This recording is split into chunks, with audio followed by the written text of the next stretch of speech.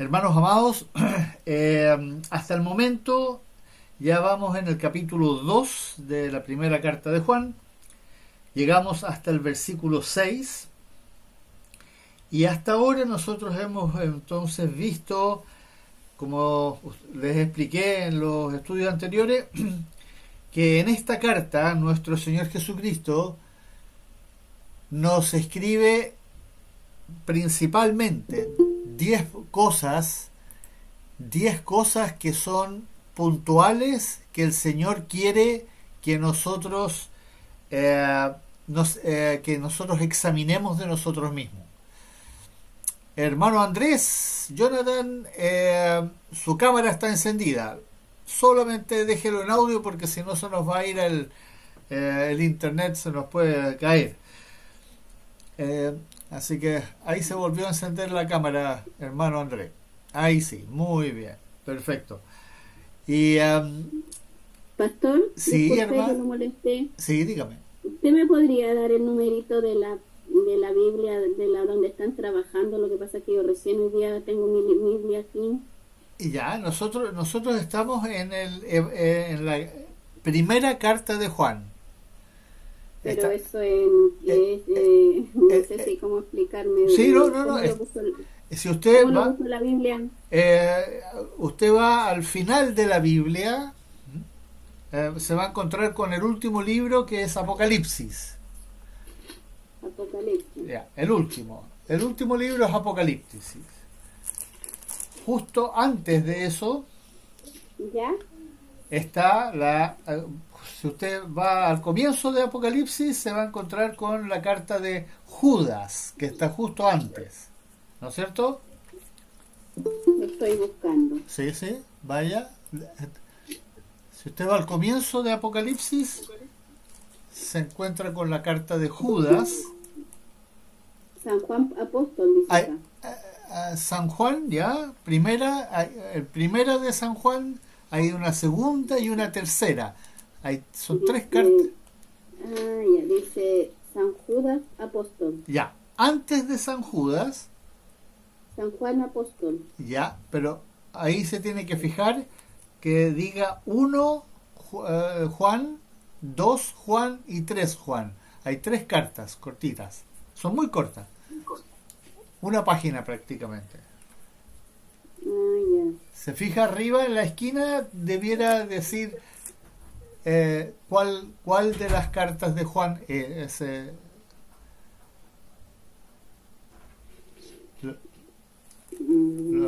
¿Lo encuentra? Es que aquí me sale solo San Juan Apóstol, después San Juan Judas Apóstol. Aquí después dice el Apocalipsis, empieza aquí primera. Yeah. ¿Es antes del Apocalipsis o después? No, antes. Apocalipsis es el último. Después viene antes de eso está Judas y Ya, antes de eso está Juan. San Juan Apóstol. Ya, esa es Después Juan. sale San Juan Apóstol de nuevo y después San Judas Apóstol.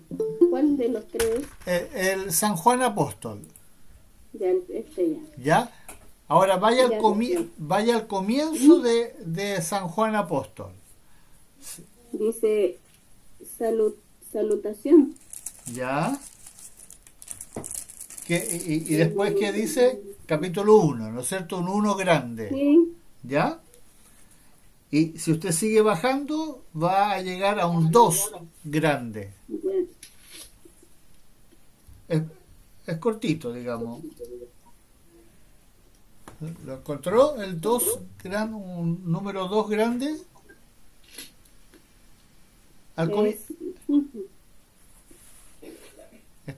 comienzo de la carta, San Juan Apóstol, hay un 1, después usted va a ver números chicos. Ya. Es que no sé si será diferente en la Biblia, pero aquí me sale un número, pero chiquitito, es como sí, esos son los versículos. exactamente. Pero uno grande, así, dos grande, no me sale como me dice usted. Ya. Como que cuando empieza Apocalipsis, ahí me sale ese uno grande, ese dos, pero cuando empieza el Apocalipsis. Ya. Pero antes no hay número grande. Ya. vaya al comienzo de San Juan Apóstol. Ya aquí estoy, en el comienzo de San Juan Apóstol. ¿Ya? Antes de eso, ¿qué es lo que está? Antes de San Juan Apóstol, ¿qué es lo que encuentra usted? Dice segunda epístola de San Juan Apóstol.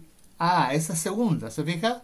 Antes de eso hay una primera de San Juan Apóstol. Ah, ya está, ahora sí. Acá Sí. San Juan Apóstol está el 1 grande, como dice usted, ¿Ya? y ahora el 2 grande. ¿Y a dónde vamos nosotros? Y nosotros en el 2 Ya, llegamos hasta el versículo 6. versículo 6. Ya, ahora sí, pastor. Ahora ya Perfecto. me ubiqué. ¿Ya? Muchas gracias, muy No amable. hay, y en el versículo 6 dice, el que dice que permanece en él, ¿dice eso ahí?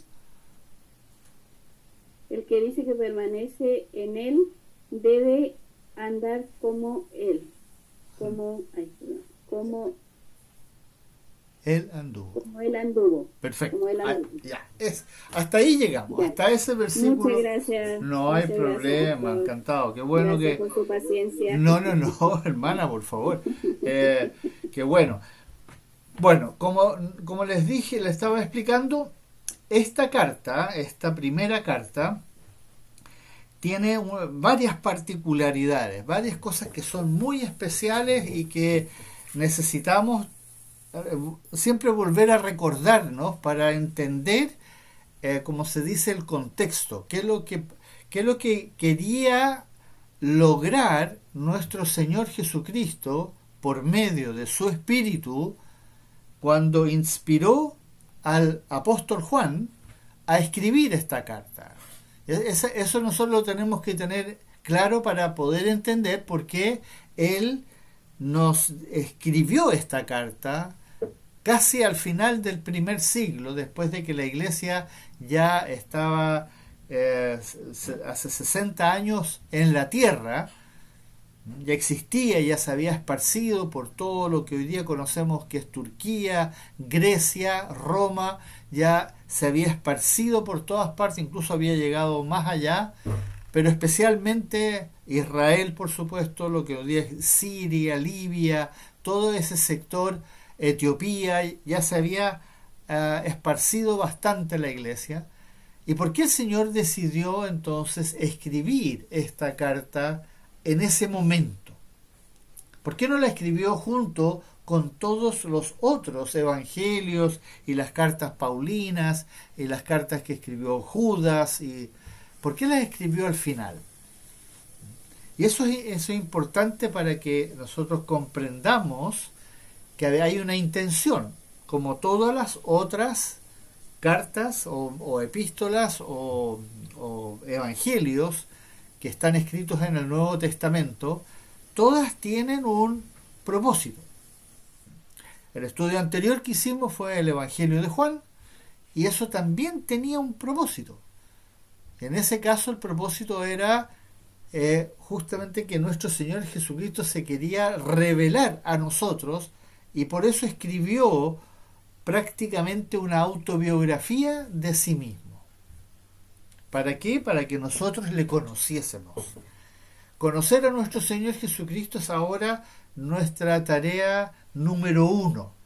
Conocerlo, pero no conocerlo intelectualmente, como nosotros lo hemos hablado.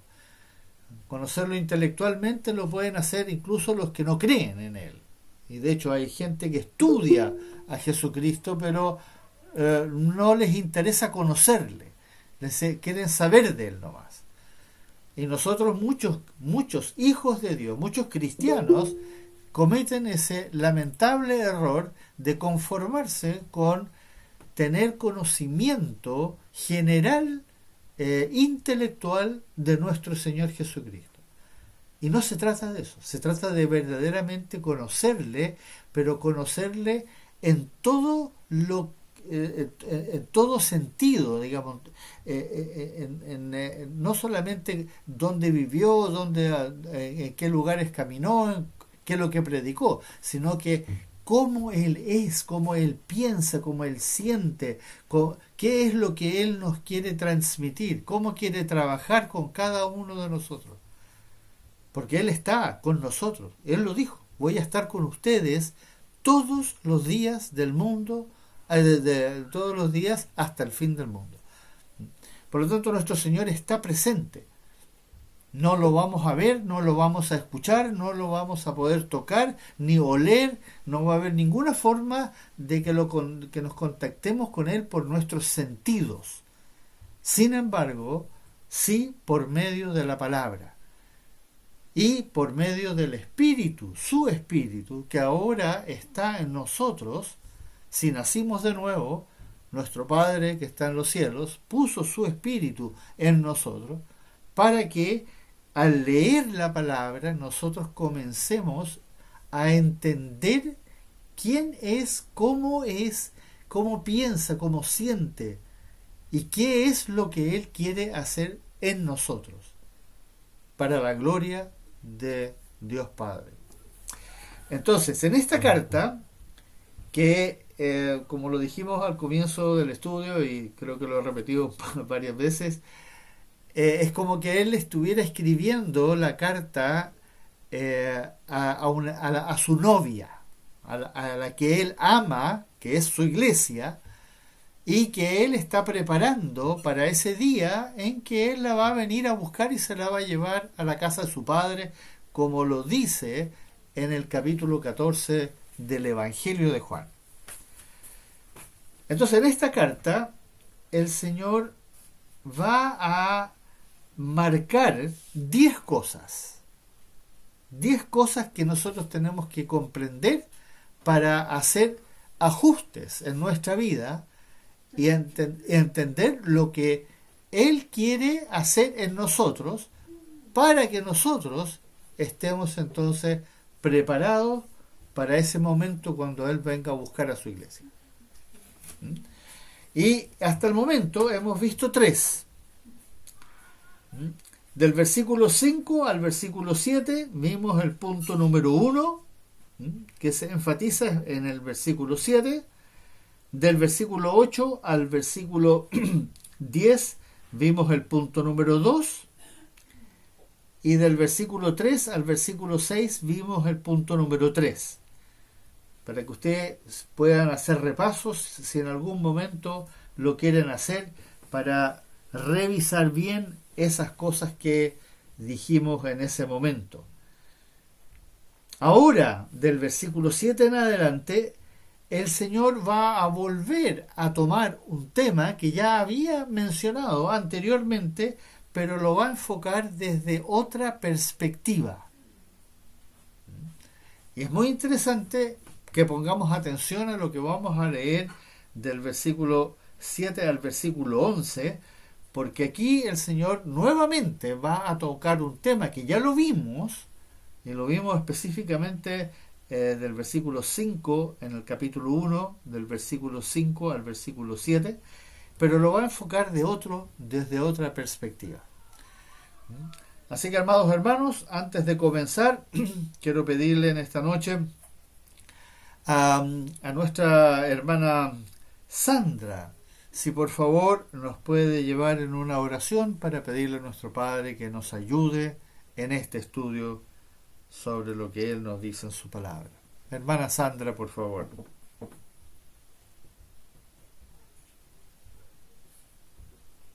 Amén, pastor. Padre amado, en el nombre de Jesús, vamos ante su presencia. Amén. Para agradecerle, Padre, por este instante que usted nos permite de un grupo de sus hijos, Señor, poder reunirnos a escuchar su palabra, a aprender de usted, Padre, a poder conocerle, Señor amado, por intermedio de ella. Gracias, Padre, por esta gran bendición que usted nos concede. Amén. De poder reunirnos, Señor. Realmente es un privilegio que no todos la tienen, Padre. Te doy las gracias por tu hijo, por el pastor, porque él también se ha preparado, porque usted a través de su espíritu le instruye, le enseña cada día, y de esta manera poder compartirla con nosotros. Gracias, Padre, por esa bendición que tú le das a él también como a nosotros. Señor amado, ayúdanos en este instante a poner atención, a estar atento, Padre, que nuestro entendimiento, Padre, pueda abrirse, Señor, y que su Espíritu nos ayude cada día a entender, Señor amado, y hacer cada día nuestro Señor amado, lo que aprendemos de parte de suya, Señor. Gracias, Padre mío. Gracias, Señor, por esta bendición. Ayuda a mi hermano, Padre. Danos a todos ese entendimiento que necesitamos para poder instruirnos cada día. Señor, estamos en tiempos tan difíciles, en tiempos tan peligrosos, donde solamente tu palabra, tu presencia, Padre, la comunión que podamos tener con usted nos va a ayudar a salir adelante en este mundo, Señor amado. Amén. Gracias, mi Señor, porque un día usted nos llamó, porque un día, Padre, nos despertó, porque un día usted nos hizo sus hijos, Señor amado. Gracias por esa consideración. Ahora, Padre, quédese con cada uno de nosotros, con nuestro pastor, Señor amado. Bendiga su vida, Señor, prospérele cada día en lo material y bendígalo espiritualmente siempre, Señor amado, como a nosotros también. Gracias, Padre. En el nombre de Jesús he orado. Amén. Amén. Amén. Gracias, querida hermana.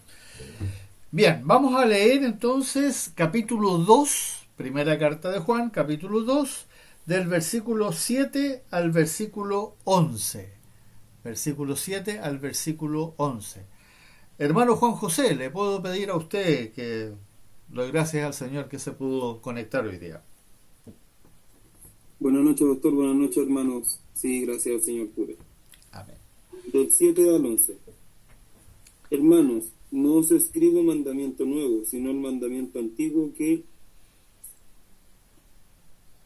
habéis tenido desde el principio. Este mandamiento antiguo es la palabra que habéis oído desde el principio. Sin embargo, os escribo un mandamiento nuevo, que es verdadero en él y en vosotros, porque las tinieblas van pasando, y la luz verdadera ya alumbra.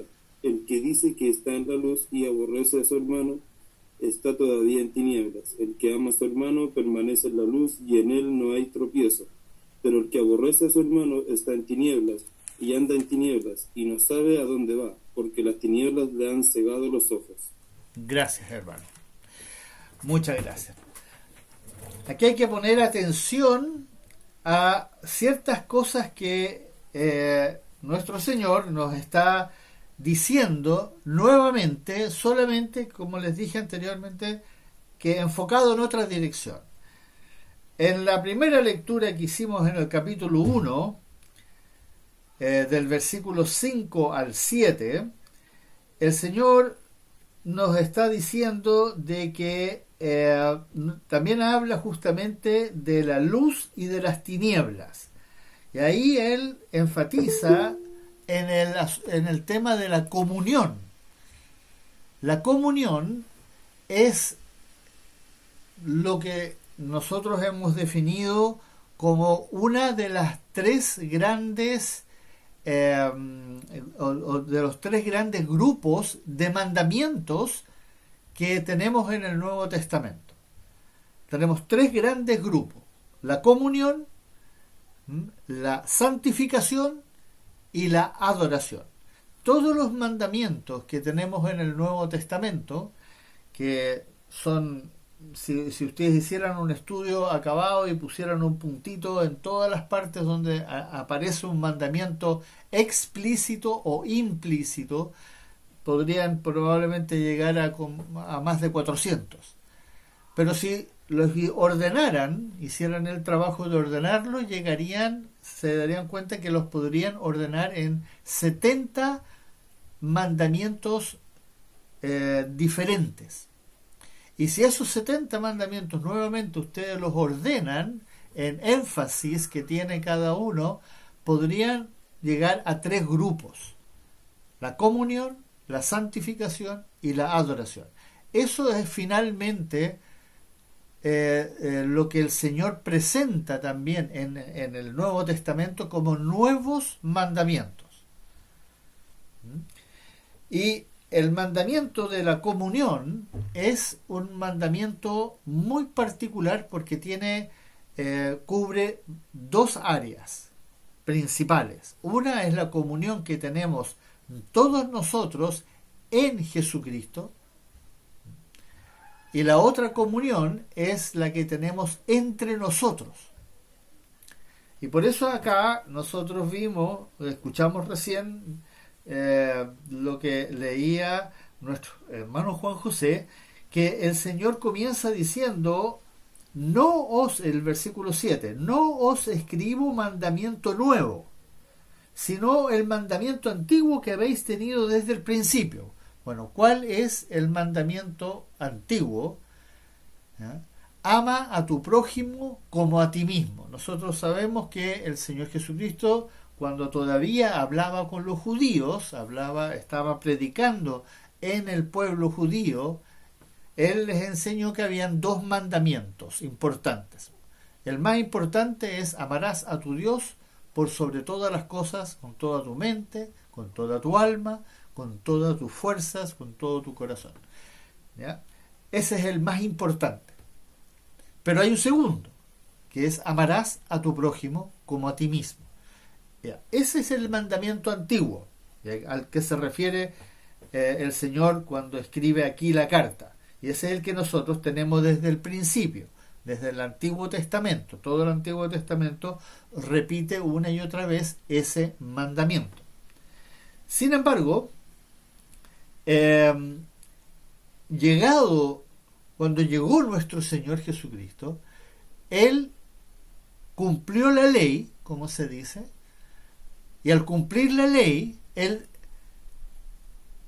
satisfizo la exigencia que el Dios Padre había establecido por medio de Moisés, que el pueblo alguien tenía que llegar a la tierra y cumplir con todos los mandamientos. Hermana Lucía González tiene la cámara encendida, por si acaso. ¿La hermana Lucy? Sí, la hermana Lucy. ¿Ya? Su cámara está encendida, por si acaso. Apenas la podemos ver.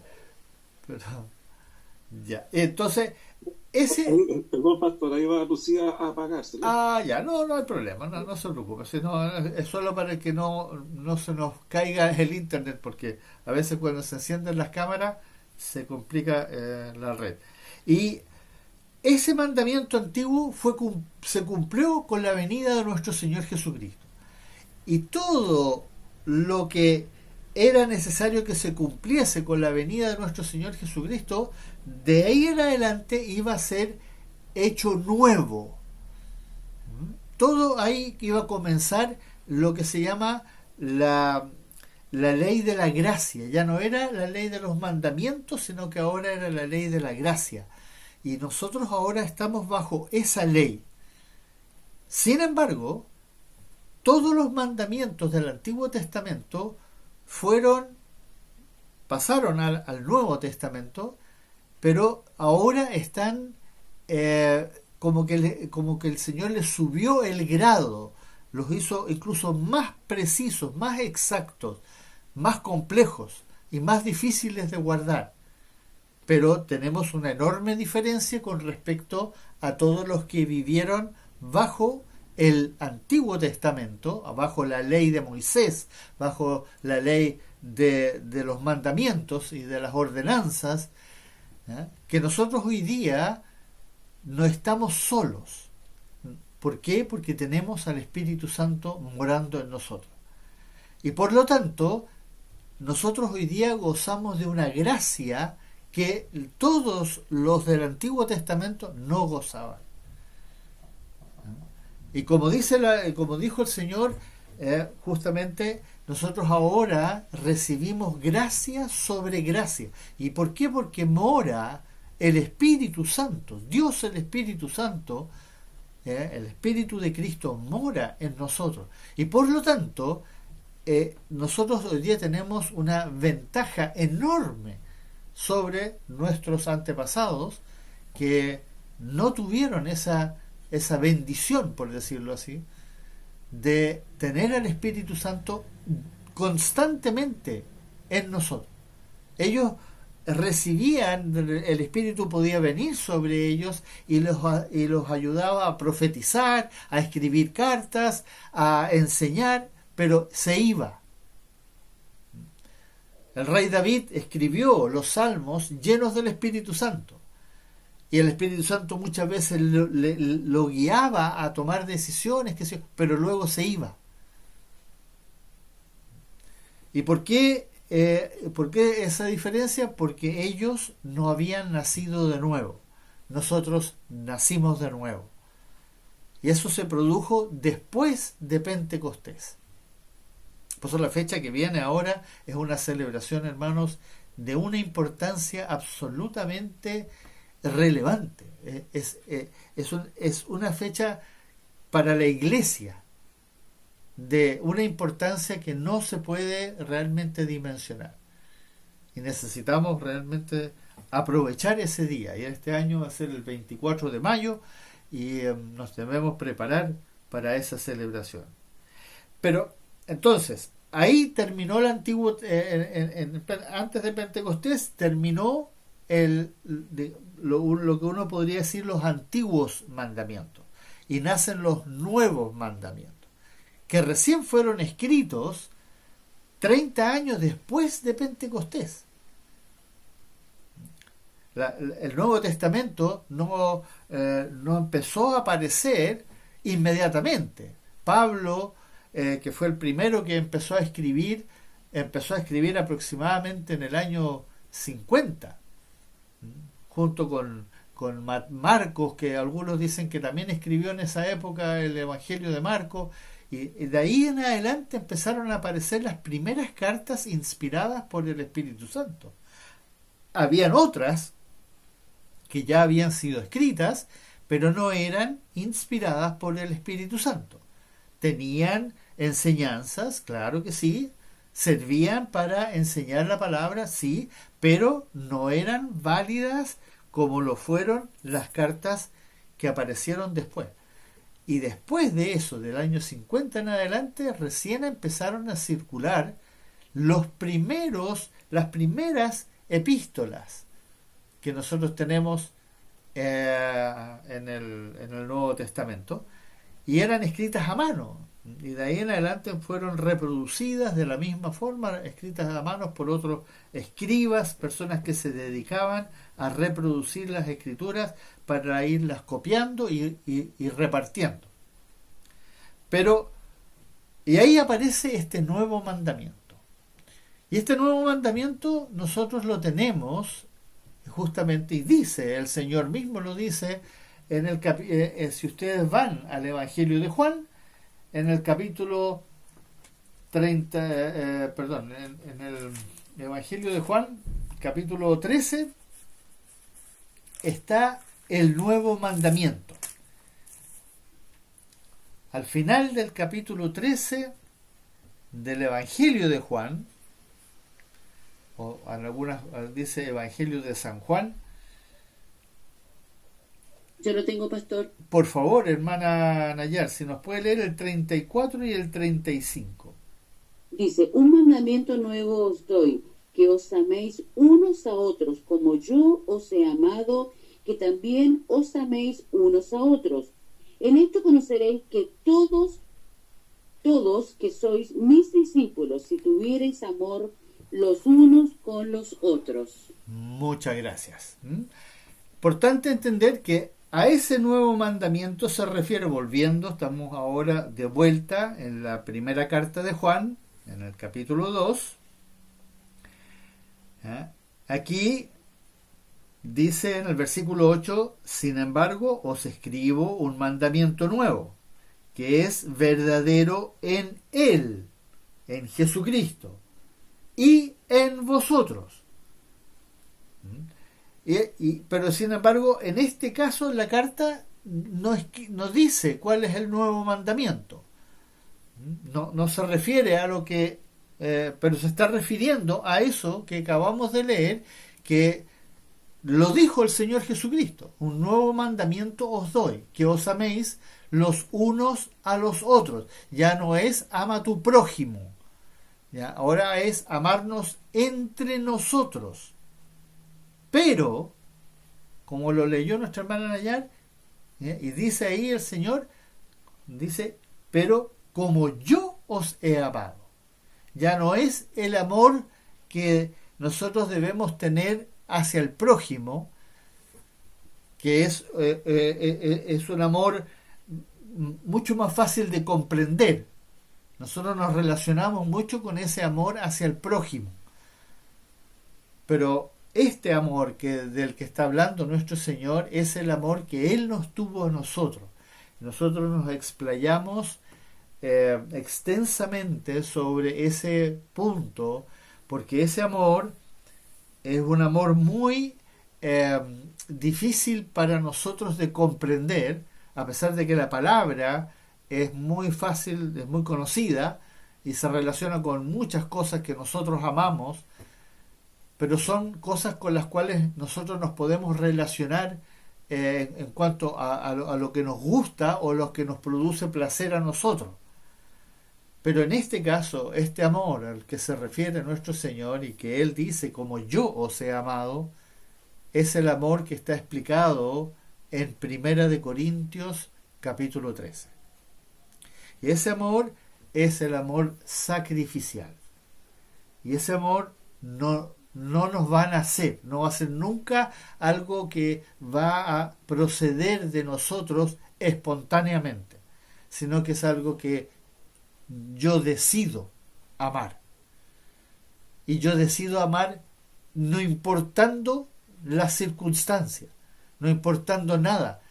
Y por eso, como dice en 1 Corintios, el amor todo lo sufre, todo lo cree, todo lo espera, todo lo soporta. Y eso es muy complejo, hermanos.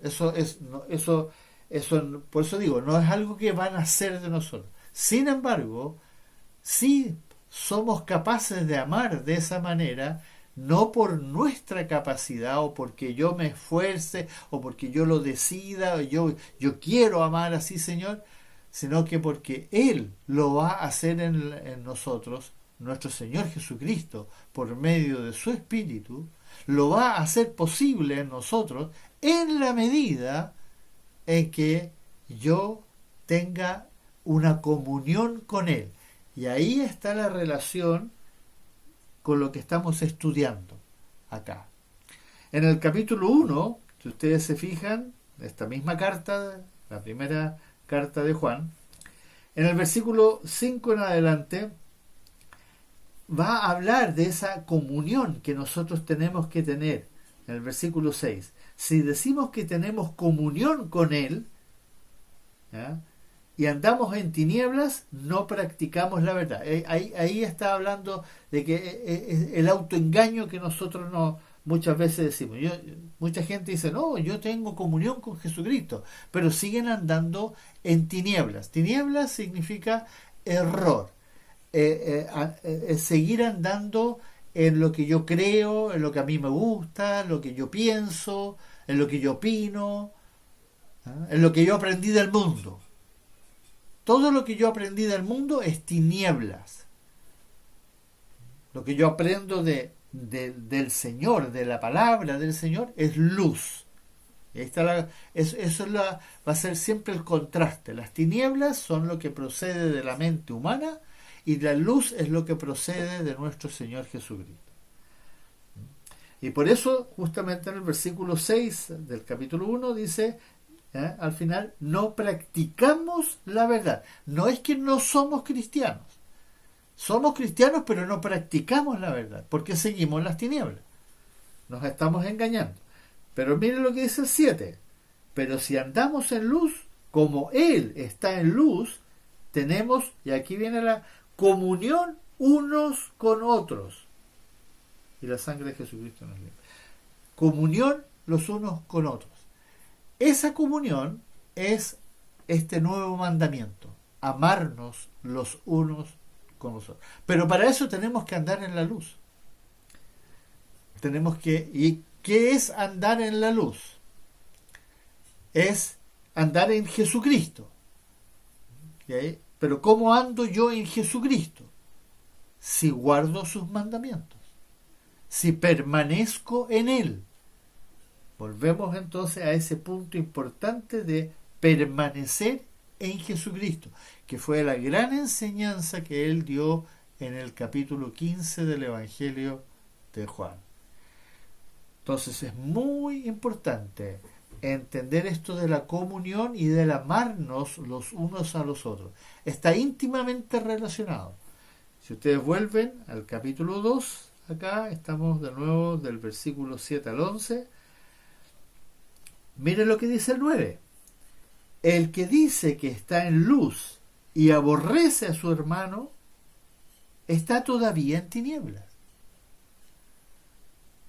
Si nosotros ya creemos que estamos en la palabra, que estamos siguiendo a nuestro Señor Jesucristo, pero aborrecemos a los hermanos, o a un hermano, o a una hermana, o a algunos hermanos, todavía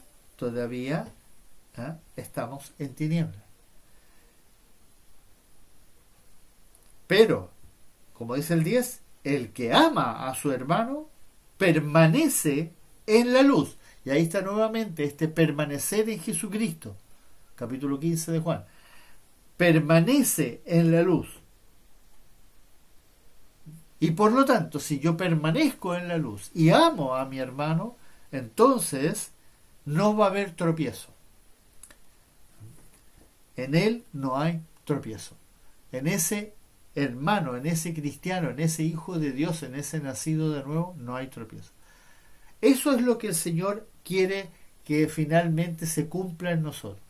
Y esto, hermanos, no es algo que nos va a suceder de la noche a la mañana. Esto es un proceso. Todo esto de aprender a amarnos entre nosotros, no es ese amarnos que nos encontramos el domingo en la iglesia y nos abrazamos, y hola hermana, hola hermano, ¿cómo están? Qué lindo, cuéntame, qué sé yo, cómo estuvo el día, cómo estuvo la semana. No, eso es comunión, perfecto, está bien, pero para que se produzca el verdadero amor entre nosotros, la verdadera comunión entre nosotros, que es lo que es un mandamiento, no es una opción. Nosotros tenemos que andar en luz, nosotros tenemos que tener comunión con Jesucristo, nosotros tenemos que tener una relación íntima con Él, en la cual nosotros hagamos todas las correcciones, ¿ya?, que el Señor nos va a enseñar en esta carta. Y una de las correcciones importantes fue la que nosotros vimos, el punto número 2, que está justamente ese versículo 9 que está en el capítulo 1 acá de la primera carta de Juan, que es confesar nuestros pecados. Nosotros no podemos tener comunión con nuestro Señor Jesucristo si no confesamos nuestros pecados. Pecar no es el problema es confesarlo. Y verdaderamente comenzar a buscar la forma de que eso no se vuelva a repetir en nosotros. Y eso es un proceso, como les digo, todo esto es parte de un proceso en el cual todos nosotros estamos aprendiendo a ser hijos de Dios. Nacimos de nuevo como criaturas cristianas, hijos de Dios, pero sin tener ningún conocimiento. Y muy lentamente nosotros estamos comenzando a aprender. Y de hecho aquí en esta misma carta, en lo que vamos a ver más adelante, el Señor va a diferenciar 3 grupos de cristianos que están dentro del cuerpo de Cristo, que son hijos de Dios, pero que están en el cuerpo que el Señor quiere ahora que pasen a ser parte de la iglesia. Es un tema muy interesante que vamos a ver. Entonces, volvamos de nuevo al tema de las tinieblas y la luz. Si ustedes se fijan en el versículo 9, 10 y 11, el Señor va a hacer como que va a repetir esto. El que dice que está en luz y aborrece a su hermano está todavía en tinieblas. El que ama a su hermano, versículo 10, permanece en la luz y en él no hay tropiezo. Y vuelve de nuevo para asegurarse de que no lo entendimos bien. Pero el que aborrece a su hermano, está en tinieblas y anda en tinieblas y no sabe a dónde va, porque las tinieblas le han cegado los ojos. Entonces, cuando uno lee esto, uno se tiene que dar cuenta que el Señor, si bien dice la forma correcta que debemos andar, que es el versículo 10, pero ¿cómo nos ayuda a entender si estamos, cómo nos ayuda a examinarnos a nosotros mismos? Mencionando el error. Y lo más probable es que todos nosotros todavía estemos más en el error que en lo correcto. Y eso no es para aminorarnos, sino que es para animarnos a que sigamos buscando y haciendo todo el esfuerzo posible para estar en lo correcto, en lo que dice el versículo 10. Amar a nuestros hermanos permaneciendo en la luz, que es lo mismo que dice en el versículo 7 del capítulo 1. Pero si andamos en luz, como Él está en luz, tenemos comunión los unos con los otros. Y eso es lo que el Señor quiere que nosotros logremos. Entonces, en el fondo, aunque habla mucho de lo negativo, porque nos quiere mostrar a nosotros que si somos bien honestos con nosotros mismos, todavía estamos cometiendo muchos errores. Y uno de los errores más difíciles de superar dentro del cuerpo de Cristo, de la Iglesia, es justamente este. Y por eso en esta misma carta va a volver a tocar este tema más de 4 veces. Porque es fundamental que nosotros hagamos ese ajuste, ese cambio en nosotros y amemos a nuestros hermanos. Eso no significa que a mí me tienen que encantar y fascinar todos mis hermanos. No está hablando de eso, está hablando de amar. Amar voluntariamente, conscientemente, esforzadamente, pidiéndole ayuda al Señor. Ayúdame a amar a mis hermanos como tú me amaste a mí. No como a mí me gusta amarlos, como y cuando a mí me gusta, en las circunstancias, sino que amarlos independiente de lo que les pasa a ellos o lo que ellos están haciendo. Si incluso en el Nuevo Testamento el Señor nos llama a amar a nuestros enemigos, entonces imagínense la importancia que tiene amar a nuestros hermanos. Y por eso es el nuevo mandamiento. Y por eso esto es uno de estos 3 grupos que tienen una importancia para nuestro Señor que es primordial. No es algo secundario, no es algo que, uno de los tantos mandamientos que no. De los 70 mandamientos, muchos de esos mandamientos están relacionados con este tema de amar a mi hermano, a mi hermana. Y aquí yo no elijo a quién voy a amar y a quién no voy a amar, porque ese no, con ese mejor no me meto, porque ese es raro, es conflictivo, tiene otra forma de pensar, actúa de una forma distinta. No, el Señor nos va a juntar en un cuerpo, en una iglesia, y muchas veces nosotros no nos vamos a sentir muy a gusto. Pero Él no te preguntó, ni me preguntó a mí. Si a ti no le importa tu opinión, no le importa qué es lo que tú sientes.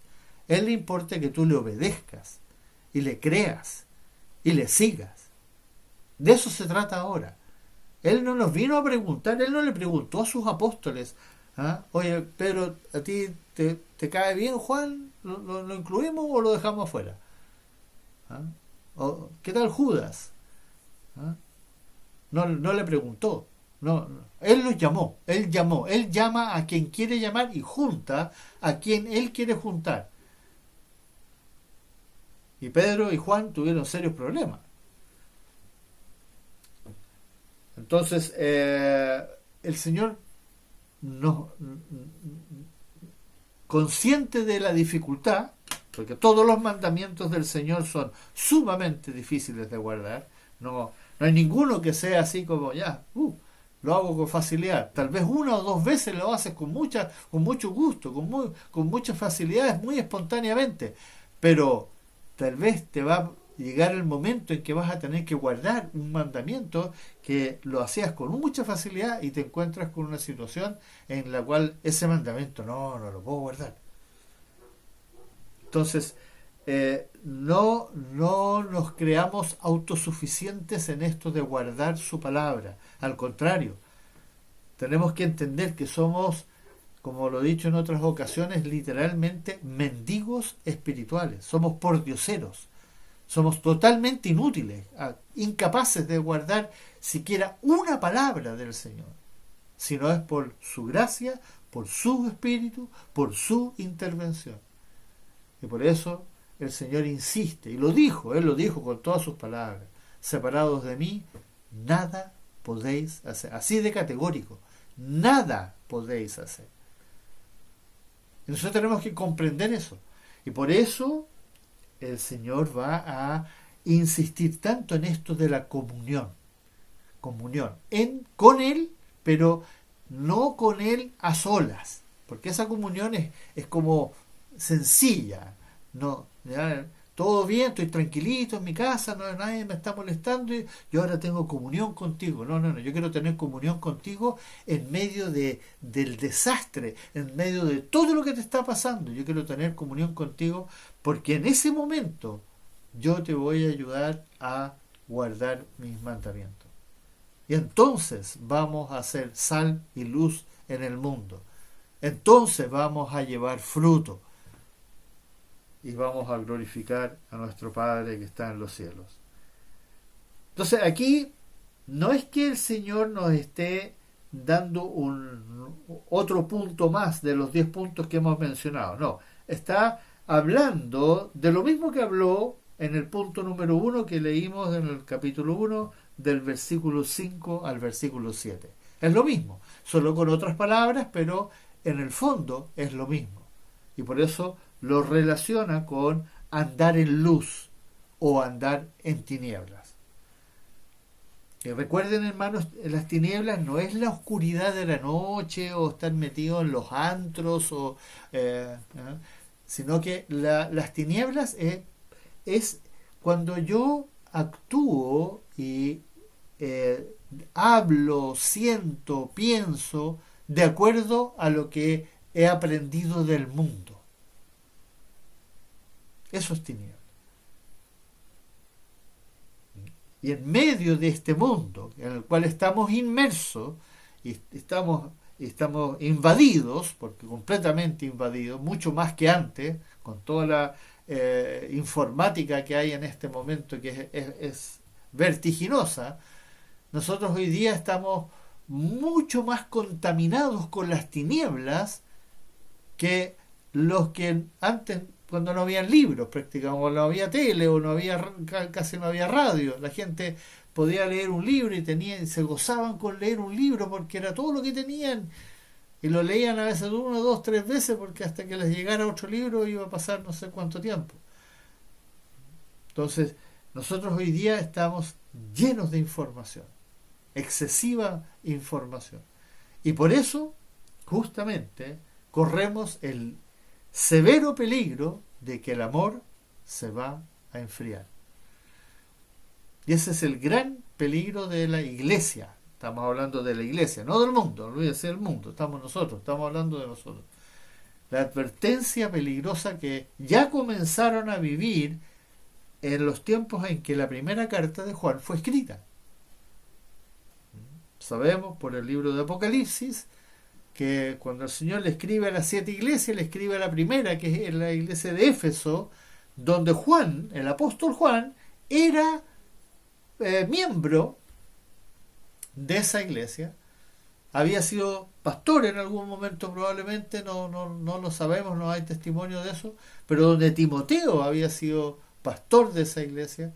Entonces, una iglesia que había sido fundada literalmente con importantes hombres de Dios, Y sin embargo, esa iglesia, el Señor le reprocha justamente ese peligro. Has abandonado tu primer amor. Se habían quedado en muchas obediencias, muchas cosas habían hecho muy bien, habían funcionado como iglesia exitosamente, pero habían abandonado el primer amor.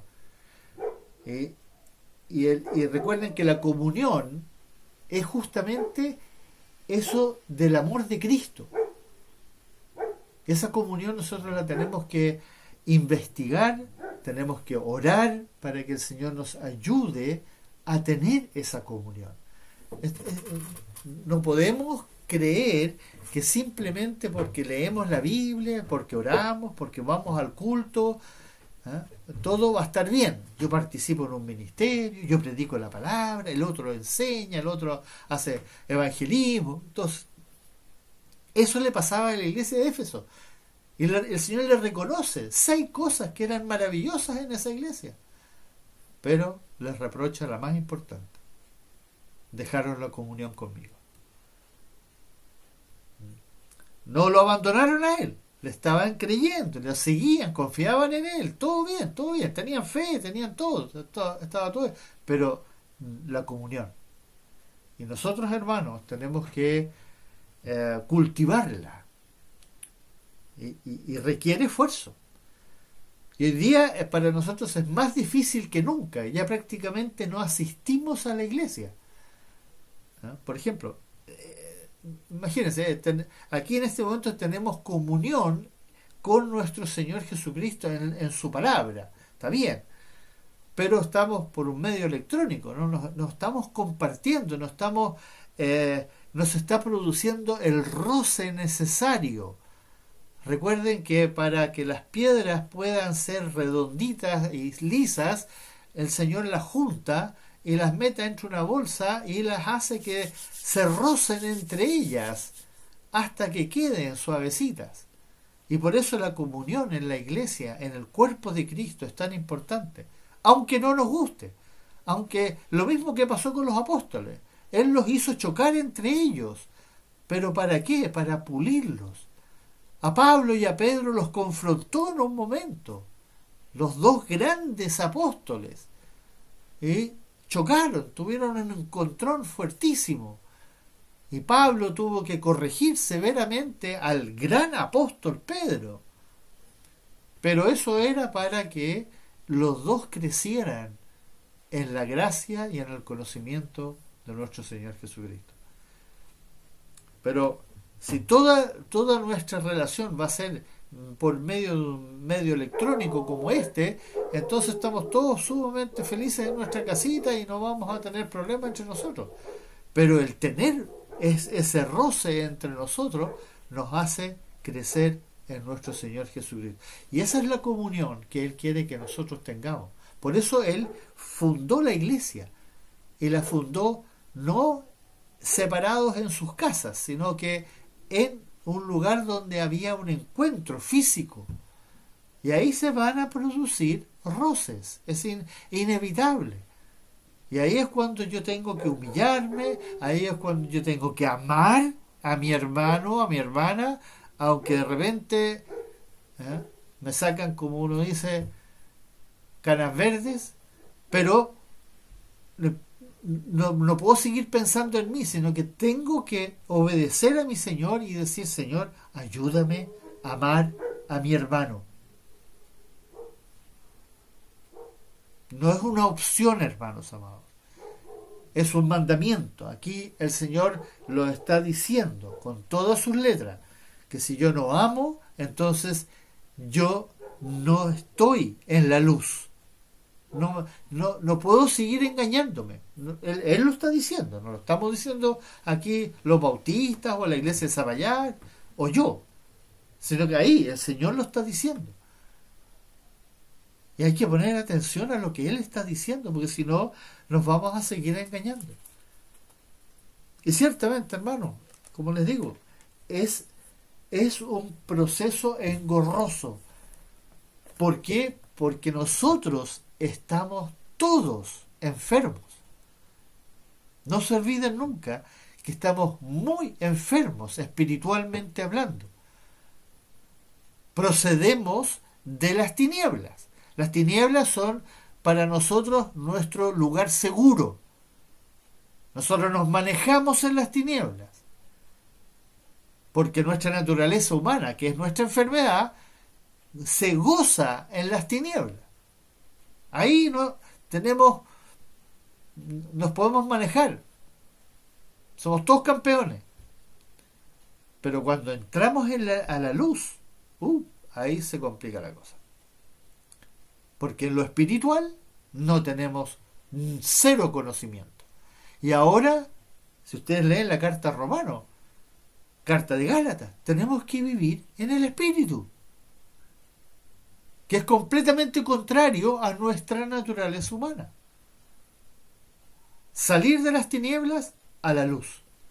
La luz, mi Señor Jesucristo, sí, yo quiero estar en la luz de mi Señor. Y qué bueno que quieras.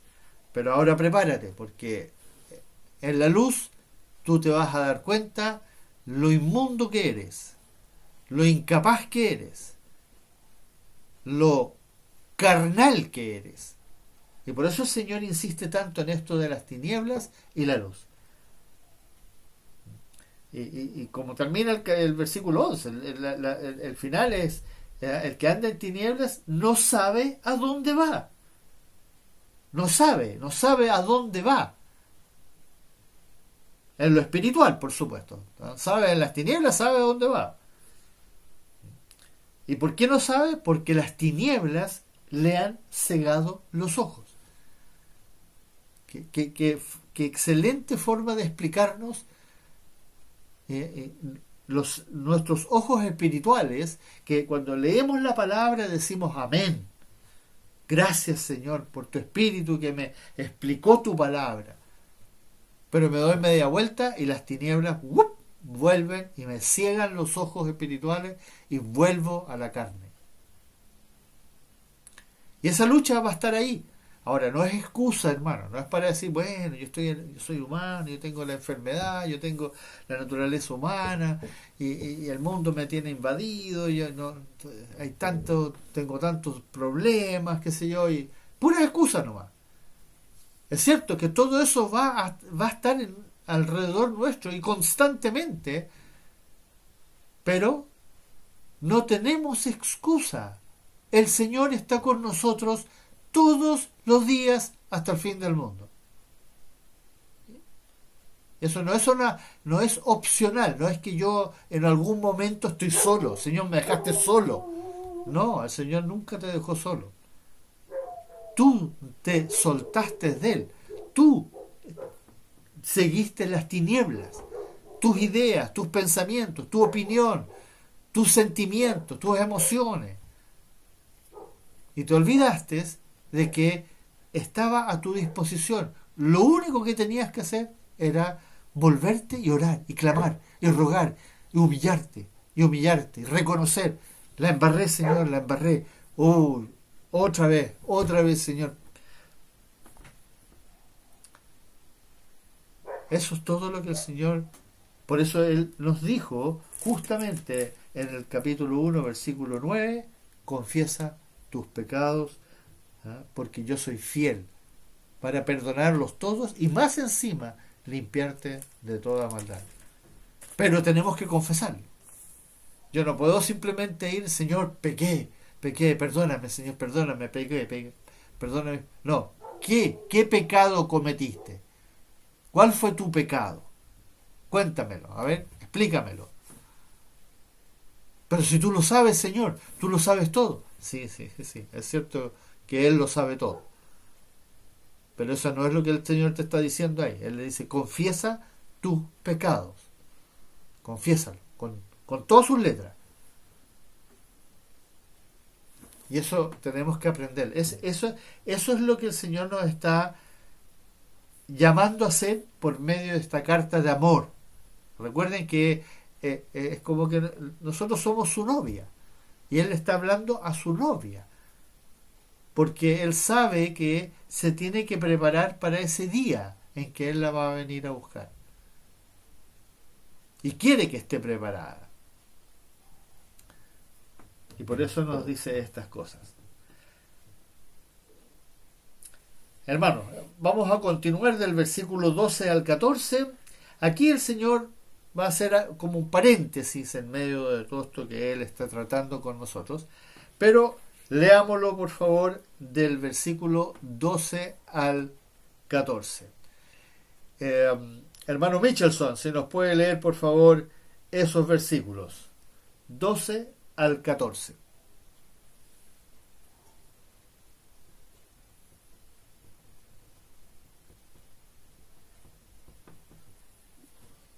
Amén, amado pastor. 12 al 14.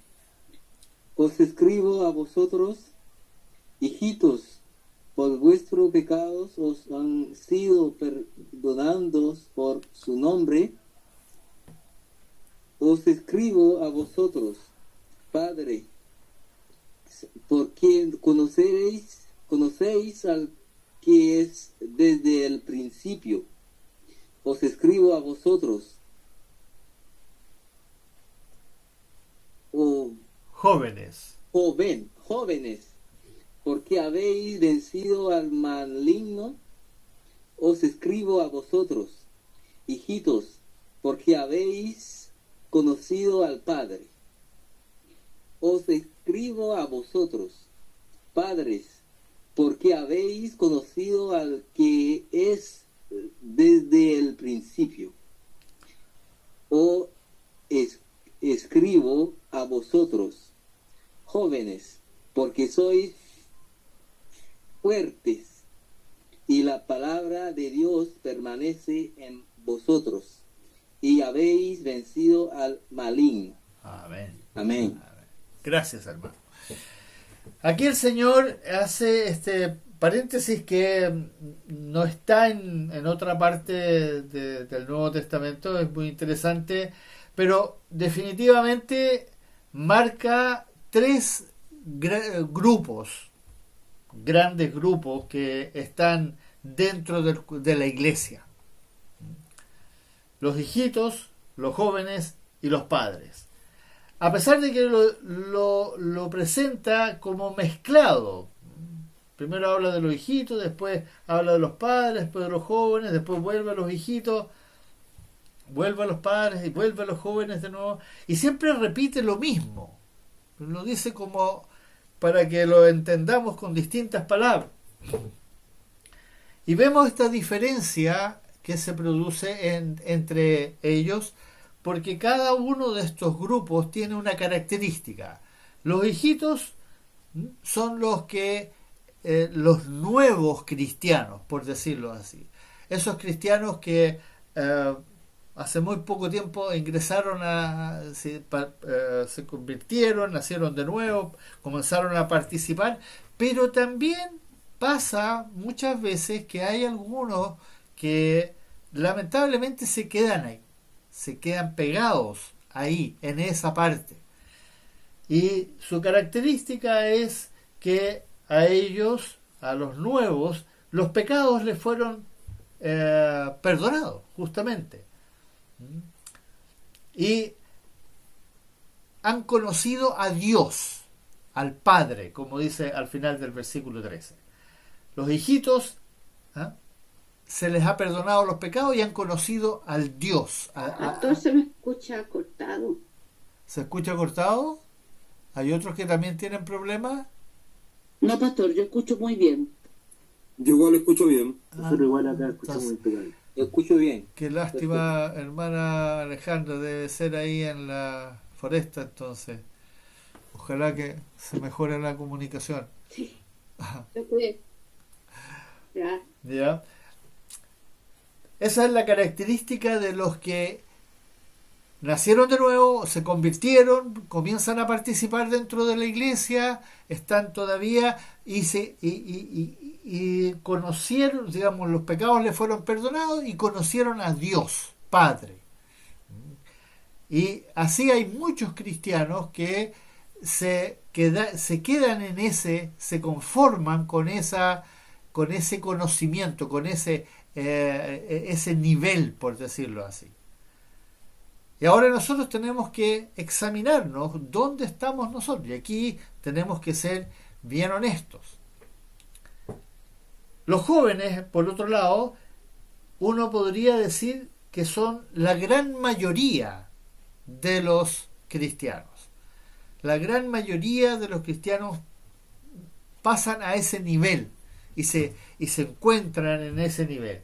Y ustedes ven, tanto en el versículo 13 como en el 14, que los jóvenes se caracterizan porque han vencido al maligno, porque son fuertes, la palabra de Dios permanece en ellos, han vencido al maligno. Y esa es la característica de muchos cristianos que ya llevan mucho tiempo incluso participando dentro del cuerpo de Cristo, de la iglesia, y han hecho estudios, han estado en las oraciones, han participado en muchas actividades dentro de la iglesia, por lo tanto tienen conocimiento de la palabra, permanecen en la palabra, ¿no? Pero si se dan cuenta, el Señor como que menciona la característica de que son personas eficientes dentro del cuerpo de Cristo, e incluso han vencido al maligno, han reconocido todas las áreas en las cuales Satanás está trabajando para impedirles que ellos progresen en el caminar con Cristo. ¿Ya? A eso se refiere el Señor cuando dice han vencido al maligno, porque ya se dieron cuenta, el maligno me quiere atacar por este lado, me quiere atacar acá, y yo entonces busco al Señor y me fortalezco en el Señor para vencer las tentaciones, todas las cosas que están sucediendo a mi alrededor que me quieren sacar de este camino, me quieren hacer tropezar. Hay un conocimiento de la palabra, están permaneciendo, dice el Señor al final del versículo 14, permanece, la palabra de Dios permanece en vosotros. Entonces, hay conocimiento, hay actividad, ahí están dedicados, involucrados. Y eso es una buena señal, pero son los jóvenes.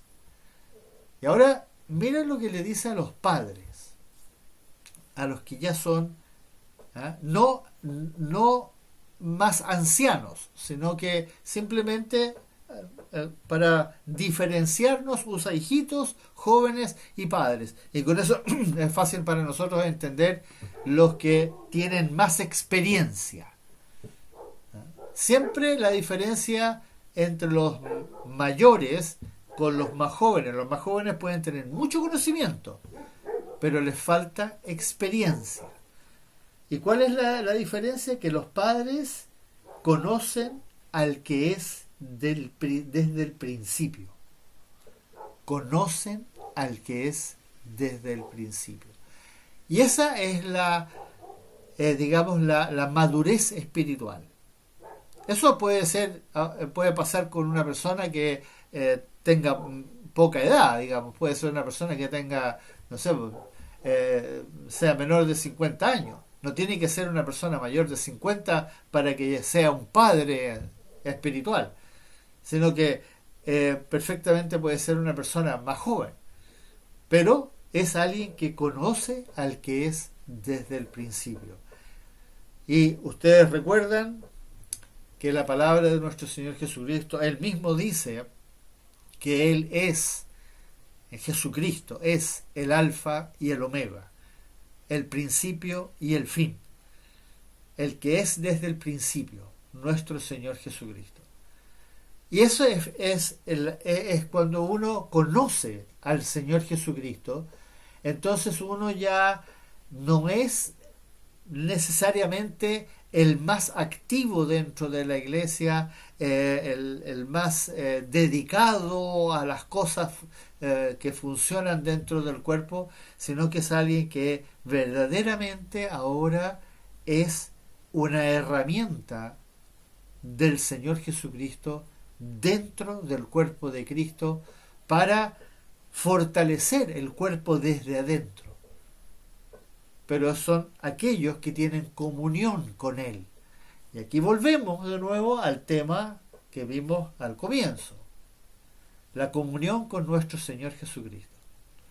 Esa comunión, hermanos amados, es algo que se cultiva en el tiempo, pero no necesariamente después de 20 años de estar en la iglesia, sino que puede ser en menos tiempo, pero es algo que se cultiva, es algo que uno se empieza a dedicar, a buscar, a revisar, a escuchar, a meditar, a no conformarse con lo que escucho el domingo. Ya, escuché el sermón y ya, escuché el sermón, así que estoy listo para la semana. No, yo necesito seguir buscando al Señor Jesucristo y verdaderamente tener una comunión con Él, conocerle integralmente. Por eso, hermanos amados, al estudiar tanto el Evangelio de Juan como esta primera carta de Juan, nosotros todos nos estamos enriqueciendo de una forma que no es fácil de dimensionar, porque nosotros no estamos aquí para rendir al final una prueba en la cual vamos a sacarnos un 5,6, un 6,2, un 7, sino que aquí nosotros estamos teniendo comunión con nuestro Señor Jesucristo. Él escribió esta carta, ¿ya? Y quiere que la leamos y la estudiemos y la reflexionemos para que le conozcamos a Él y entendamos lo que Él nos quiere, a lo que Él nos quiere llevar. Y Él nos quiere llevar aquí, con lo que está diciendo, con los padres, que le conozcamos a Él, que es desde el principio. Esa es el anhelo de nuestro Señor Jesucristo, que le conozcamos, pero en lo más íntimo, en lo más profundo de su ser, en su esencia. Y por eso el Evangelio de Juan era fundamental, lo teníamos que estudiar primero, para poder entonces que se nos facilite esta primera carta de Juan. Porque ya con el conocimiento que adquirimos al estudiar el Evangelio de Juan, nosotros se nos hace mucho más fácil entender ahora lo que Él mismo nos está diciendo, pero ahora con mandamientos. Ahora nos va a confrontar para que nos examinemos y hagamos corrección. No para, como digo, aminorarnos o que nos frustremos o que nos desesperemos. No. Reconozco que estoy mal en esto, Señor. Reconozco. Quiero cambiar. Ahora tengo motivo de oración. Ahora sé en qué dirección tengo que orar. Porque esto no lo estoy guardando como tú dices que lo tengo que guardar. Y eso es todo lo que el Señor quiere, que lo reconozcamos y que le pidamos ayuda, porque Él lo puede hacer. Para Él no es ningún problema. Para nosotros sí, pero para Él no. Por lo tanto, nosotros con Él no tenemos ningún problema tampoco. Y eso es lo que Él nos quiere transmitir con esta carta de amor que es tan profunda. Y bueno, el Señor va a ir desarrollando varias otras cosas a lo largo de esta carta que tenemos que revisar profundamente. Hermanos, sé que todavía nos quedan 10 minutos, pero voy a dejar el estudio ahí, porque lo que viene requiere casi un estudio completo. Entonces, no quiero adelantarme para que no perdamos el punto número 4 que el Señor va a tratar acá, que es absolutamente vital y fundamental que lo entendamos en toda su magnitud. Por eso prefiero dejarlo para el próximo estudio. Como les dije en otras ocasiones, hermanos amados, no escatimen en preguntas. Por favor, si hay preguntas que ustedes tengan de un estudio pasado, alguna cosa que no les quedó 100% clara y quieran repasarla, sientan en plena libertad. Nadie hace el loco preguntando, al contrario, nos ayuda muchas veces a nosotros, a todos los demás también, a reflexionar en algo, a profundizar en algo. Por eso les quiero animar que cada vez que ustedes tengan una pregunta, por favor, háganla inmediatamente. Bueno, hermano, entonces lo vamos a dejar ahí en el versículo 14, y el próximo lunes comenzaremos entonces en el 15. ¿Ya? Pastor, tengo una pregunta. Por favor, hermana Nayar. Cuando Pablo habla de la gracia, y me sonó mucho lo que usted estaba explicando, de esos libros que fueron escritos, pero no inspirados en el Espíritu Santo, Los apócrifos. obviamente son los apócrifos antes de la venida de Jesucristo a la tierra.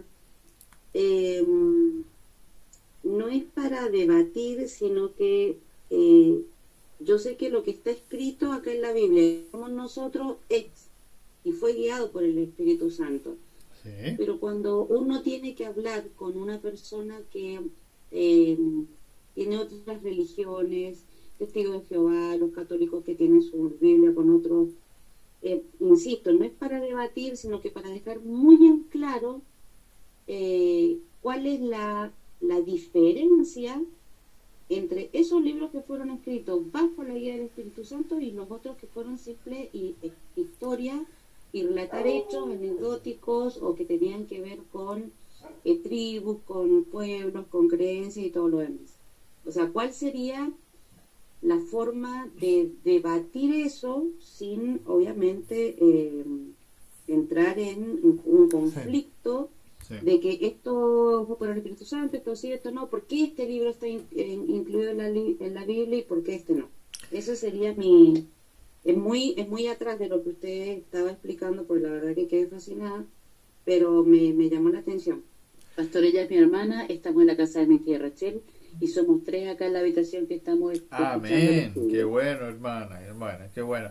Mire, la diferencia entre los escritos apócrifos y los canónicos, todos los libros que están en el canon bíblico, es que todos los libros del canon bíblico tienen una relación transversal. Todos los libros, todas las cosas que quedaron escritas inspiradas por el Espíritu Santo, se relacionan entre sí.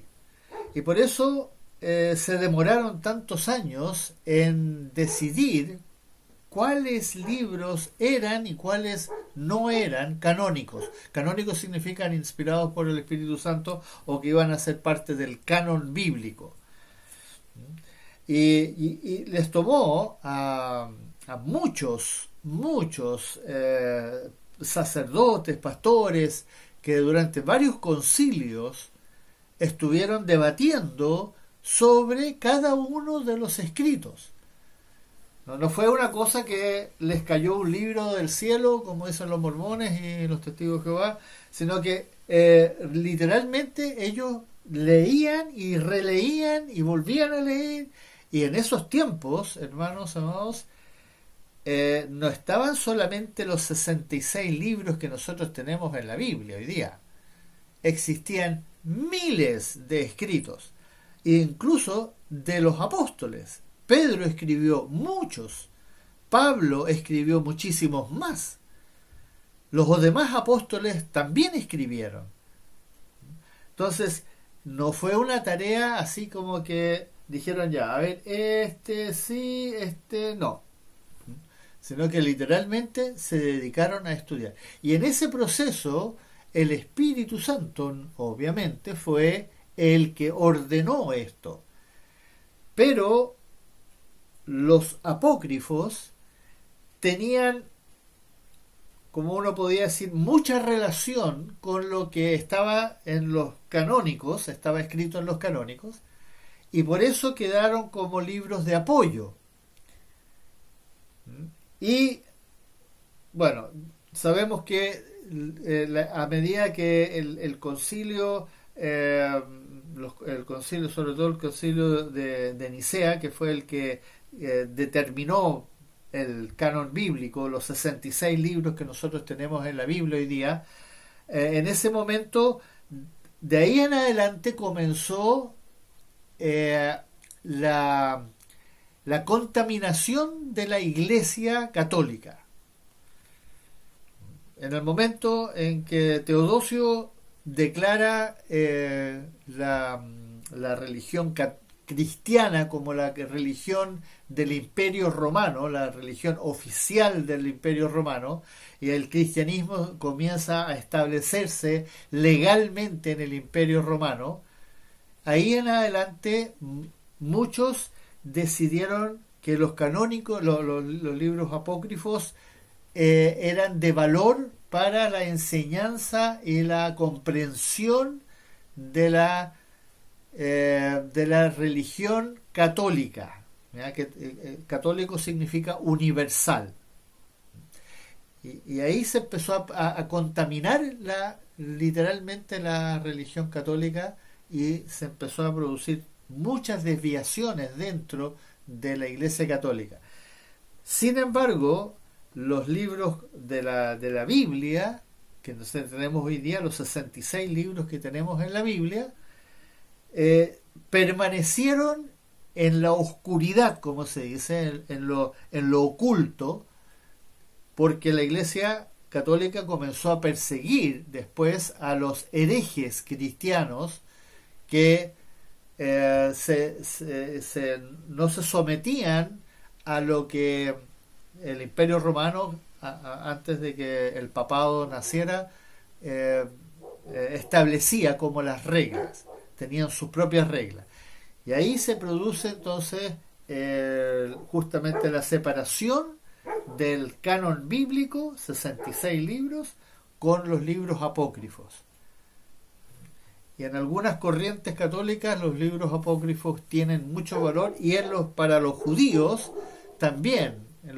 Ellos tienen varios de los libros apócrifos dentro de sus escritos sagrados, porque los judíos no solamente tienen el Antiguo Testamento, sino que tienen varios otros libros que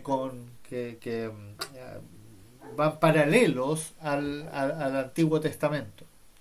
Entonces, y lo mismo pasó con los católicos. Los católicos siguieron mucho de la tradición judía, y vemos, también tienen al sumo sacerdote, que es el Papa, tienen toda la casta religiosa, igual que los judíos tenían, los fariseos, los saduceos, los escribas, etcétera. Los católicos también tienen esa misma tradición. Hay muchas cosas similares que los católicos le siguieron a los judíos, y le agregaron entonces libros a la Biblia, como el libro de las tradiciones, el libro de los cultos. Entonces, todas esas cosas que ellos fueron agregando, igual que lo hicieron los judíos, y no se quedaron con la pura palabra, que es absolutamente suficiente, como lo dice la palabra, las escrituras, que son las que nosotros hoy día tenemos acá en estos 66 libros, que siguen siendo los más considerados en todos los idiomas, en todas las religiones cristianas. La Biblia que contiene los 66 libros.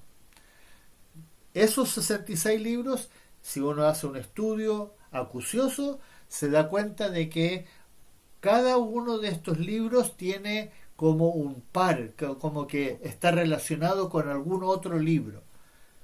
Y por eso nosotros siempre lo hemos dicho, no son palabras mías, sino que de todos los que han estudiado la Biblia, dicen que podemos afirmar que el Antiguo Testamento contiene el Nuevo.